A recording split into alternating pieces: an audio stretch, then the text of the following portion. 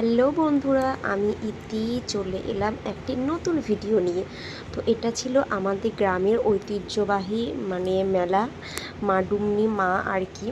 মাডুমনি মায়ের মন্দির এটা হচ্ছে আমার যেখানে জন্ম হয়েছিল সেখানকার কথা বলছি, যেখানে বিয়ে হয়েছিল সেখানে নয়। তো এটা প্রত্যেক শনি আর মঙ্গলবারই পুজোটা হয়, কিন্তু যেহেতু যেহেতু এটা বৈশাখ মাসে মাডুমনি স্থাপিত হয়েছিল, সেই জন্য বৈশাখ মাসে শনিবার আর মঙ্গলবারটা বেশি ভিড় হয় পুজো দিতে আর কি। আর বৈশাখ মাসের শেষ মঙ্গলবারে প্রত্যেক বছর শেষ মঙ্গলবারে একটা মেলা হয়। তো মেলাটা আগে বড় করেই হতো। মেলাটা হয় আমাদের সকাল থেকে শুরু হয়, কিন্তু সকালে সেরকম জমজমাট হয় না, বিকেলের দিকে খুব জমজমাট হয়। তো রাত্রি পর্যন্ত হয়, তারপর পরের দিন আর হয় না। সকাল থেকে দুপুর থেকে এখানে খিচুড়ি দেওয়া হয়। তো আমি আমার যাওয়ার খুব ইচ্ছে ছিল, মন প্রাণ থেকে চেয়েছিলাম এই বছর যাব, কারণ আমার এই মাঘ মাসে বিয়ে হওয়া 6 বছর হবে। 6 বছরের মধ্যে আমি একবার গেছিলাম মেলা দেখতে, আর একবার গেছিলাম মাডুমির মাথায় জল ঢালতে, যেহেতু সকাল থেকে এখানে জল ঢালা হয়। সবাই রাত্রি থেকে আগামী দিন গতদিন রাত্রি থেকে সবাই জল ঢালতে লাগে আর কি। সবাই হেঁটে হেঁটে গঙ্গা স্নান যায়, আবার যারা পারে না তারা বাইক নিয়ে যায়। তো মাডুমনি খুব জাগ্রত আমাদের এখানে, যে যা চায় তার মনে আশা পূরণ হয়। এই নিয়ে একটা কাহিনীও রয়েছে, তো কাহিনী যদি আমি কোনো দিন পারি সেটা শোনাবো, কারণ আমরা ছোটোর থেকে গুরুজনদের মুখে শুনে আসছি। আর আরও কাহিনী রয়েছে যেগুলো অনেকেই শোনেনি, সেই কাহিনীও রয়েছে। তো আমার যাওয়ার খুব ইচ্ছে ছিল এই বছর, আমি 2 দিন আগে থেকেই খুব ইচ্ছে করেছিলাম যাবো যাবো যাবো, মাডুমনিকে খুব বলেছিলাম আমি এবছর যাবো, যেহেতু আমি উপোস করতে জল ঢালতে পারবো না, যেহেতু একটা ওষুধ চলছে তাই জন্য।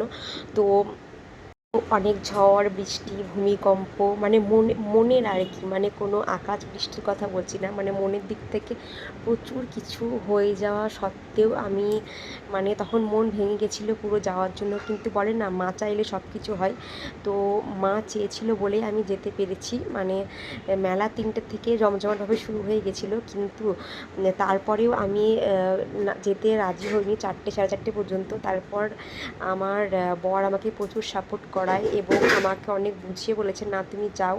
আমার বর আসেনি, আমাকে বাইকে করে নামিয়ে দিয়ে চলে গেছিলো। আমার মা দিদিরা এখানে এসেছিলো, আমি ওখান থেকেই অ্যাড হয়ে গেছিলাম, যোগ হয়ে গেছিলাম, ওখান থেকে এসেছি। তারপর ছেলে মিকি মাউসে চাপার জন্য খুব জেদ করছিল, কিন্তু নামাওটা করতে পারবেনি, যেহেতু খুব ছোটো ব্লু কালারের প্যান্ট পরে আছে, এটা আমার বাচ্চা। তো কী বলতো, আমি ভগবানকে খুব খুব খুব খুব খুব বিশ্বাস করি, বোঝানো যাবে না। আর ভগবানকে বিশ্বাস করাটাই কি ভালো নয়? ভগবান বুকে নিয়ে বসে থাকা অনেক ভালো। আমার যেটা মনে হয় যে অন্য কিছুর থেকে দূরে থেকে ভগবানকে বুকে নিয়ে বসে থাকা অনেক ভালো। আমি ভগবানের কোনো উপহাস বা অপহাস কোনোদিন করিনি, আমার ভগবানের ওপর অটুট বিশ্বাস রয়েছে, কারণ আমি জানি ভগবান ঠিক করে, যা হয় সেটা ভালোর জন্যই হয়, যা হচ্ছে সেটা ভালোর জন্যই হবে, এবং যা হবে ভবিষ্যতে সেটাও ভালোর জন্য হবে। তো ভগবান সব কিছু ভালোর জন্যই করে। আর কি বলতো, আমার মনে হয় সব কিছুর থেকে দূরে দূরে থেকে ভগবানকে ভগবানকে ডাকাই ভালো। ভগবানকে ডাকলে না ঘরে বসেও ডাকা যায়। বললাম এই বছর সেরকম মেলা জমজমাট হয়নি, 2-4টে বসেছিল আর কি, সেরকম হয়নি, কেন জানি না। কি বলো তো, একটা শান্তি পেয়েছি, ওখানে গিয়ে একটা শান্তি, মেলার জন্য শুধু নয়, মায়ের মুখটা দেখে শান্তি। আর যেটা আমি মন্দিরের ভিতরে দেখালাম পাথরের মূর্তি, ওটাই হচ্ছে আমাদের মাডুমনি মা। তো আমার সঙ্গে এত কিছু হয়েছে না জীবনে এইটুকু বয়সে, তবু আমি ভগবানের বিশ্বাস ছাড়ি না। আমি জানি ভগবান যেটা করে ভালোর জন্যই করে।